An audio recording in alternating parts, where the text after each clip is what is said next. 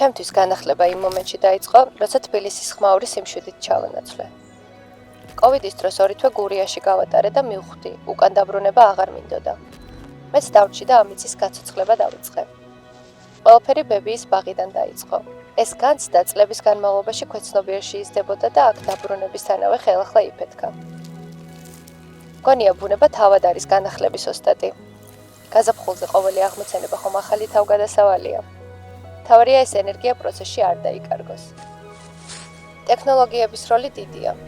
სოფელი ყოველთვის მძიმე ფიზიკურ შრომასთან ასოცირდებოდა. მე კი სისტემა განვაახლე, თოხი მექანიზაციით ჩავანაცვლე.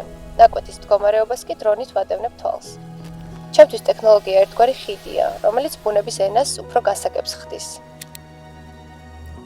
ვიტყოდი, რომ ყველაზე განსაკუთრებული მაინც ის მომენტია, როცა გურიიდან ჩამოტანილი მოსავალი თბილისში დახლზე ხვდება. როცა ადამიანების ემოციას პირდაპირ ვხედავ.